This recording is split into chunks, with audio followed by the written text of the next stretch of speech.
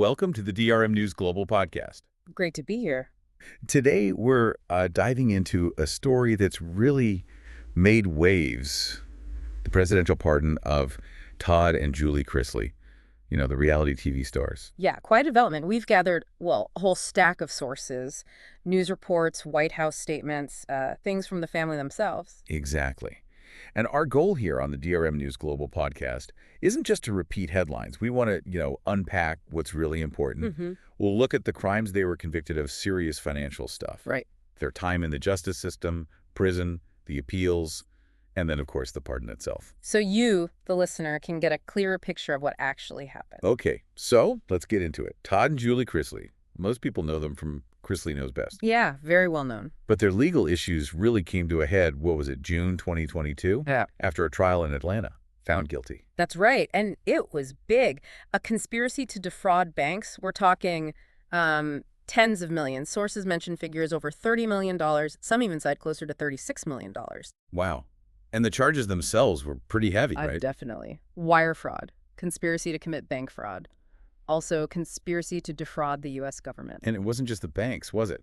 There were tax issues, too. Correct. They were also convicted of tax crimes, trying to defraud the IRS, evading state taxes. Nearly $2 million between 2008 and 2016, according to the sources. So the conviction happens June 2022. Then 5 months later, November, sentencing. Yeah. Todd got 12 years, federal prison. Julie received 7 years. And throughout all this, they maintain their innocence. They did, consistently. Tad had even said earlier, nothing to hide, and pointed the finger at a former employee, said this person stole from them, blackmailed them. But the prosecution saw it very differently. Oh, absolutely. Statements from prosecutors, the FBI, they emphasize that fame doesn't shield you, that these kinds of financial crimes have serious consequences. They really highlighted the scale of it all. So convictions, sentences. But that wasn't the end of the road legally, was it? Not at all. They pursued appeals even after being sentenced. And they actually reported to prison. Yes, January 2023. But separate prisons. Todd went to Florida, Julie to Kentucky. That separation itself must have been tough. You hear that echoed in the family's statements later, for sure. Now, there were some changes or potential changes to the sentences. Right. Todd's sentence was apparently shortened. Sources say it was reduced to 10 years in September 2023. Julie's situation was a bit more complex. Yeah, I remember hearing something about an appeal overturning her sentence. Temporarily, yes. An appeals court did overturn it in June 2024 because of a miscalculation.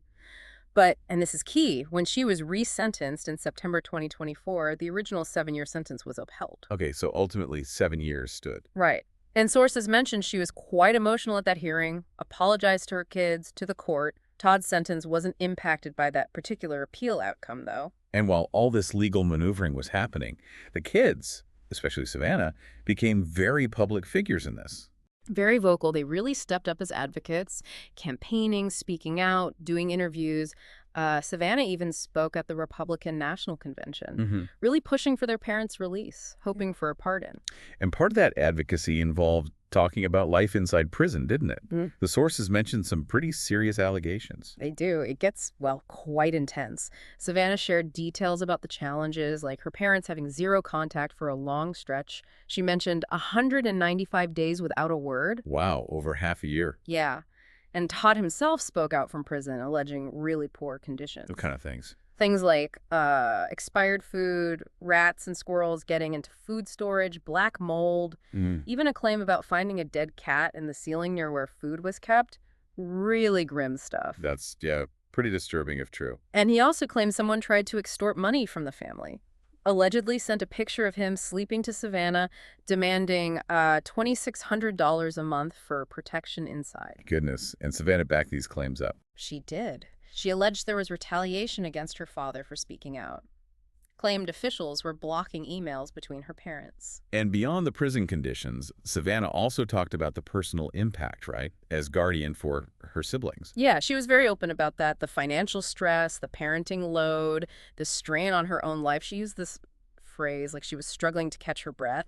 It really paints a picture of the toll it took. Okay, so you have this backdrop of legal battles, prison time, serious allegations about conditions, and this very public family advocacy campaign. Exactly. Which leads us right up to May 27th, 2025. The big news. President Donald Trump announces he's granting full pardons to both Todd and Julie Chrisley. Just like that. A White House official even told E! News the paperwork would be signed super quickly, like within 24 hours by the end of May 28th. And the way they found out was quite dramatic, too. Reportedly, yeah. Sources say President Trump himself called Savannah and Grayson Chrisley from the Oval Office. And Alice Johnson was there, too. Remember, Trump pardoned her previously, and she's now involved in advocating for others. Okay, so she was involved. Seems like it. There was even a video of the call posted online by Margot Martin. Trump is quoted saying something like, "It's a terrible thing," meaning their situation, but now it's a great thing because your parents are going to be free and clean. Free and clean. Hopefully we can do it by tomorrow. He apparently added he didn't know them personally, but to give them our regards. And he commented on their treatment. Yeah, said they were given a pretty harsh treatment based on what I'm hearing, and I hear they're terrific people. This should not have happened, kind of echoing the family's narrative. And the official White House statement reflected that. It did. A spokesperson, Harrison Fields, put out a statement saying the president was pleased to give well-deserving Americans a second chance, especially those seen as unfairly targeted or overly prosecuted. He specifically called the Chrisley sentences far too harsh. So the justification was unfairness, harshness. That was the public reasoning, yes. And sources also mentioned Alice Johnson specifically presented their case to Trump and confirmed, yeah, the president knew Savannah, but hadn't actually met Todd or Julie.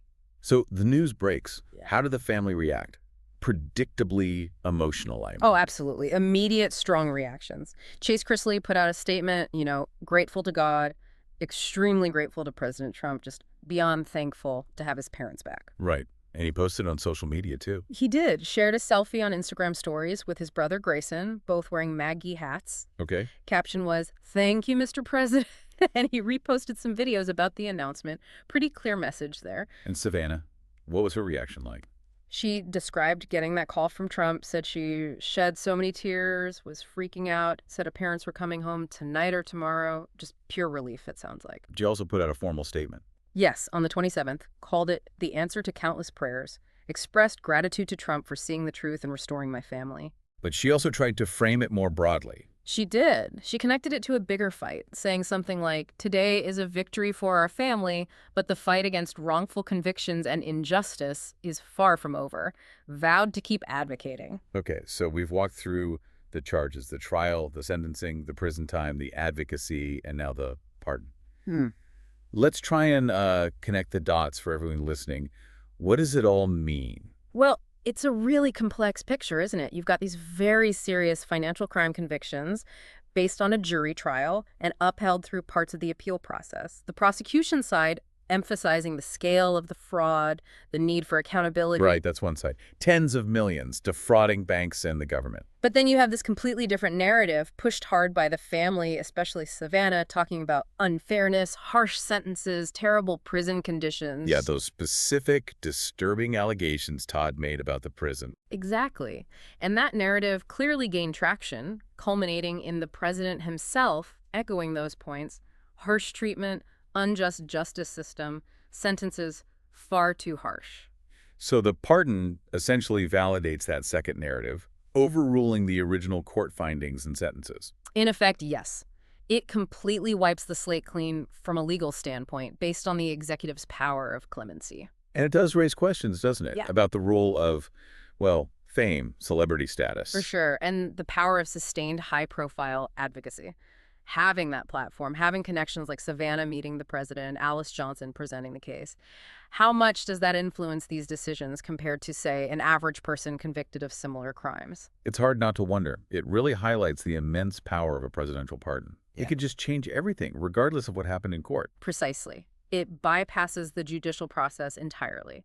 And this case becomes a very visible example of how that power works and how public campaigning and perhaps personal connections can play into it. So wrapping up this DRM News Global Podcast deep dive. We've seen the journey: conviction for major fraud, lengthy sentences, time served, allegations of harsh conditions, relentless family advocacy. Leading to this dramatic presidential intervention, it really lays bare the tension between the judicial process and executive clemency. And it leaves you, the listener, with a lot to think about. How do we balance accountability for financial crimes with concerns about fairness